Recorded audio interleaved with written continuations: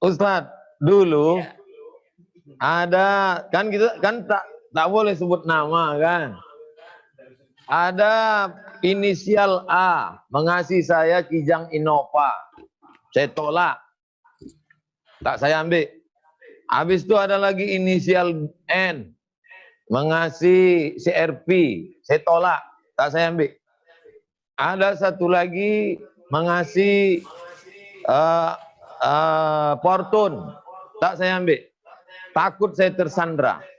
Cuman di masa akan datang nih khawatir saya nanti kalau ada yang ngasih Lamborghini gimana?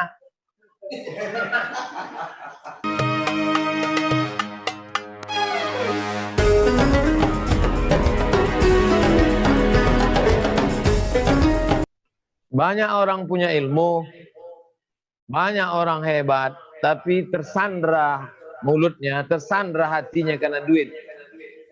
Bagaimana kita bisa mendidik anak-anak ini di masa depan supaya tak tertawan dengan dunian? Ya, saya didikan pertama ibu. Ibu mengatakan, "Nak, rezeki tidak pernah bertukar, sayang. Rezeki tidak pernah bertukar. Kalau Allah sudah tetapkan itu rezekimu, nak, burung mengantarnya kepadamu. Ular bisa mengantar rezeki kepadamu. Tidak pernah bertukar malaikat Mikail memberikan rezeki yang ditetapkan Allah untukmu. Jadi kalau begitu untuk apa kita mengambil rezeki, mengambil harta orang? Yang kita miliki itu cuma rezeki. Yang kita nikmati itu rezeki, kata ibu saya. Apa yang kau makan, apa yang kau minum, apa yang kau pakai, itulah rezekimu. Milikmu belum tentu rezekimu. Rezekimu pun tidak mesti milikmu. Ada orang nggak punya mobil bisa naik mobil, nak, supir. Nggak pernah beli mobil, dia naik mobil. Itu ibu. Kemudian guru-guru, Masya Allah, satu hari datanglah ketua DPR RI, ketua Golkar, Bang Akbar Tanjung ke Medan. Ketua HMI beliau itu dulu. Kemudian Bang Akbar Tanjung ini, ketua Golkar waktu itu, mengantarkan hadiah kepada almarhum guru saya, Syekh Dahlan Musa. Masuk koran Waspada halaman pertama. Satu bungkusan warna kuning, diterima oleh Syekh Dahlan Musa. Saya baca itu di halaman pertama. Hati saya berdebar. Ya Allah, guru saya yang paling zuhud menerima hadiah ini. Beberapa hari kemudian giliran saya mengaji. Saya datang situ. Sendiri. Karena saya bersama-sama itu hari yang tertentu siang, tapi malam itu saya sendiri. Saya datang sendiri, habis Isya, masuk, nak, katanya. Sedang mau mengaji, tiba-tiba datang tamu. Guru saya, guru bahasa Arab saya, Syekh Azhari dari Martubung. Naik beca dayung. Di dayung beca, dia berdiri depan pintu pakai jubah sorban. Dia bilang, "Ya Syekh Dahlan." Menjerit dari depan pintu. Guru saya itu berdiri. "Ya Syekh Azhari, tafadhol, Masya Allah. Tafadhol, tangan, Masya Allah." Lah! Itu bahasa Arab aja mereka. Tidak mau, katanya. Apa salahku, katanya. Kamu telah berubah. Ku baca di Waspada, kamu telah menerima hadiah dari Partai Golkar. Bungkusan. Wah, berapa duit kau terima itu dari Akbar Tanjung itu? Guru saya Dahlan Musa bilang, "Syekh," katanya, "lihatlah di bawah kursi itu." Ternyata bungkusan itu masih diletakkan di bawah kursi, sudah mulai berabu lah. Nah, rumah beliau pinggir jalan. Semenjak diberikan oleh beliau, katanya, saya tidak pernah pegang itu. Emas saja nggak pernah, saya sentuh aja nggak pernah itu. Ada di bawah. Barulah saya Azhari ini masuk di peluk. Masya Allah, ya ikhwani, ya akhi, Syekh Dahlan, afwan jiddan, dia berpelukan, menangis depan saya. Dua-duanya menangis. Terus dilihatnya, itu hadiah itu, iya. Kemudian duduklah mereka, saya berhenti ngaji itu. Kemudian dia bilang, "Kamu siapa?" "Saya Zulkarnain." "Ngaji kau sama aku di Martubung." Saya pun datanglah ke sana belajar bahasa Arab dengan beliau. Kitabnya Durusun Nahwiyah. Ya, itu guru. Artinya apa? Di mata saya mereka itu tidak pernah mau menerima apapun dari pejabat-pejabat negara. Begitu juga Syekh Azra'i Abdul Wahab, apalagi atau Azra'i, tidak mau, satu rupiah pun tidak mau. Syekh Arifin Isya. Saya lihat sendiri itu guru-guru itu. Makanya saya pikir generasi muda kita harus kita yakinkan. bahwa rezeki tidak bertukar. Bahwa apa yang kita terima pasti yang ditetapkan Allah saja. Tidak ada yang di luar itu. Untuk apa memiliki sesuatu yang bukan rezeki kita? Capek menjaganya, nggak pernah menikmatinya. Untuk apa? Kita ingin kita punya sesuatu yang bisa kita nikmati saja, yaitu rezeki kita. Tak usah banyak milik, nggak apa-apa. Ah, inilah Adinda Ustaz Abdul Somad. Kira-kira Adinda ini sudah punya kader Ustaz, nih? Ustaz, dulu Ya. ada kan kita kan tak boleh sebut nama kan. Ada inisial A mengasihi saya Kijang Innova. Saya tolak. Tak saya ambil. Habis itu ada lagi inisial N mengasihi CRP. Saya tolak. Tak saya ambil. Ada satu lagi mengasihi Fortune. Tak saya ambil. Takut saya tersandra. Cuman di masa akan datang nih khawatir saya nanti kalau ada yang ngasih Lamborghini gimana? Saya melihat gini Adinda, naik mobil ini enaknya seminggu aja. Saya sudah pernah naik Jaguar, ya udah pernah naik Mercedes, sudah pernah naik limosin, sudah segala macam mobil mewah-mewah saya sudah pernah naik. Bahkan naik pesawat pribadi sudah pernah. Itu enak, naik helikopter sudah mungkin 50 kali ada. Bukan sombong lah, ini cerita jujur aja. Enaknya itu cuma seminggu. Setelah seminggu tak ada, sama aja. Tidur di lantai dengan tidur di tilam alga itu enaknya seminggu aja. Setelah itu ya. Nah, jadi manusia ini tidak pernah puas. Sudah punya 1 gunung emas mau gunung 2 emas. Sudah punya 2 gunung emas mau 3 gunung emas. Sudah punya 3 gunung emas mau punya 7 gunung emas. Sampai dia dimasukkan ke tanah, disumbat mulutnya dengan tanah, dipijak-pijak di dalam kubur, barulah keinginannya berhenti. Jadi keinginan itu tidak berhenti dengan dicabutnya nyawa. Nabi nggak bilang begitu. Nggak dibilang Nabi dengan cabut nyawa berhentilah syahwat, berhentilah keinginan. Tidak. Kata Nabi setelah disumbat mulutmu dengan tanah, dipijak-pijak dalam kubur, barulah berhenti keinginan itu. Bagaimana bahayanya nafsu yang tidak pernah mau taat ini, mau diikuti mana pernah puas, seperti meregu air laut, makin ditiup makin diminum makin haus, makin diminum makin pahit. Alangkah bodohnya kita menghambakan diri dengan dunia. Dunia ini kan cuma mataul ghurur, perhiasan tapi perhiasan palsu. Ya udah, apa yang ada aja dapat, alhamdulillah. Nggak dapat, nggak apa-apa, nggak ada beban apa-apa.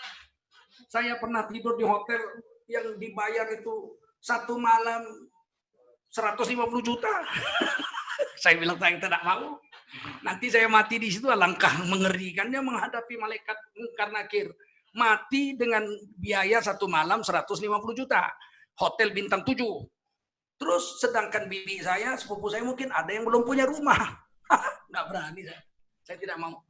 Begitu aja. Jadi tidak ada beban hidup ini. Ada syukur, nggak ada udah. Toh kita tetap hidup juga. Ketika krisis moneter, kita itu tetap makan enak juga. Saya tanya setelah berlalu krisis tahun 98. Ibu susah, Bu. Susah, waktu krisis susah. Susah sekali, panjang susahnya. Sempat makan rumput, saya bilang. Ditengoknya wajah saya. Tidak, tetap juga makan nasi. Kalau begitu ngapain susah dengan dunia? Nah, begitu aja. Kalau kita tidak pernah menerima suap atau sogok atau hadiah pemberian dari pejabat, kita berani bicara dengan apa adanya, nggak ada beban bagi kita. Sebetulnya saya mau mencongkel-congkel, gimana ceritanya Ustadz dapat Rubicon itu? Oh, Rubicon. Saya nggak punya Rubicon. Itu cuma foto saja. Ada kawan punya Rubicon, platnya BK. Itu kan Sumatera Utara. Jadi saya disuruhnya foto situ. Nah, ya saya foto. Ada sih yang mau ngasih saya mobil-mobil mewah itu ada. Waktu gaji saya masih 1,5 juta, ada yang ngasih saya 1 miliar pun ada. Tapi alhamdulillah nggak mau saya ngambilnya. Nggak terhadapi saya nanti ibu, guru, nggak terhadapi. Lihat wajah ibu, waduh nggak berani. Saya naik mobil mewah gitu, jumpa ibu saya, nggak berani saya. Pasti dia tanya, ini halal apa enggak nak? Jangan-jangan hasil jual babi nih. Apalagi guru. Oh, mana berani kita menjumpai guru-guru kita dengan barang-barang mewah. Nggak berani. Nah, sampai sekarang pun saya tidak mau membeli mobil-mobil yang mahal, walaupun misalnya ada duit, nggak mau. Cukup sederhana, apa yang bisa dipakai dengan nyaman sudah cukup. Begitu. Adinda nih katanya mobilnya mewah nih. Tak ada Ustaz. Saya naik gerobak supaya bisa masuk ke hutan ke suku Talang Mama. Masya Allah. Nanti kalau Ustaz ke Pekanbaru saya jemput pakai gerobak. Ya, bawa saya Kalau ke tak Talang percaya Mama. nanti saya jemput dari airport. Insya Allah kita Supaya pergi ke bisa Talang masuk Mama. hutan. Baik, Supaya bisa kita... masuk hutan, supaya kalau tegores tak tegores hati kita. Masya Allah, Masya Allah, iyalah. Biasanya Ustadz, biasanya kalau ngaji sama Habib-Habib itu, di akhir majelis kan ada munsyidnya, ada nasyidnya. Jadi kami inginlah mendengar nasyid langsung dari Ustadz. Tapi janganlah nasyid I want to beg free.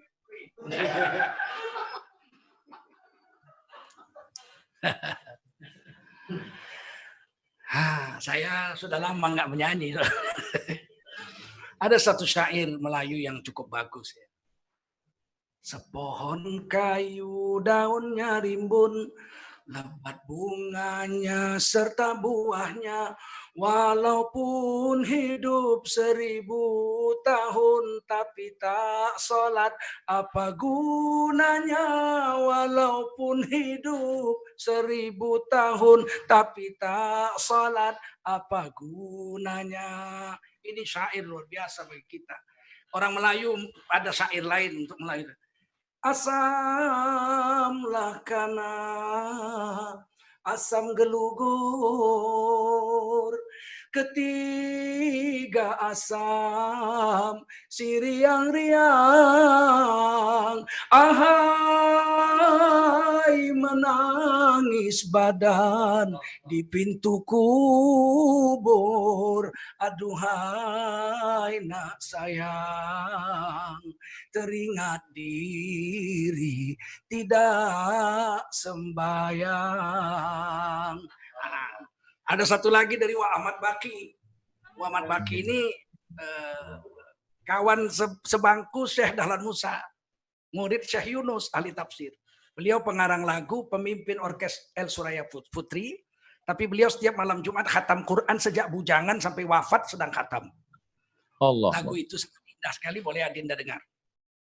Ya. Tiada lagi diguna harta, kawan karib sanak saudara, jikalau ada amal di dunia, itulah hanya pembela kita. Janganlah mau disanjung-sanjung, engkau digelar manusia agung. Sadarlah diri, tahu diuntung, sebelum masa keranda diusung. Tiba masanya insyalah diri, selimut putih pembalut badan, hilang semua yang dikasihi, berbaktilah hidup sepanjang zaman, tinggal semua yang dikasihi, berbaktilah hidup sepanjang zaman. Bila Israel datang memanggil, jasad terbujur di pembaringan, seluruh tubuh akan menggigil, sekujur badan kan kedinginan, seluruh tubuh akan menggigil, sekujur badan kan kedinginan. Nah, inilah nasyid kita orang Melayu. Ya. Allahu Akbar. Masya Allah. orang Melayu tak bisa dipisahkan dengan agama. Kata Laksamana Hang Tuah, almarhum Laksamana Hang Tuah. Selagi orang Melayu berpegang pada agama Islam, takkan Melayu hilang di bumi. Jadi ini sekarang digunting ini oleh penjajah-penjajah Inggris. Laksamana Hang Tuah mengatakan tak Melayu hilang di bumi. Salah, itu dipotong. Ucapan Laksamana Hang Tuah dua bait. Selagi orang Islam berpegang teguh pada agama Islam, takkan Melayu hilang di bumi. Tapi kalau kita lepaskan agama Islam, musnahlah Melayu dari permukaan bumi dan hinalah Melayu di hari kiamat kelak. Itulah Adinda pesan-pesan pada malam hari ini.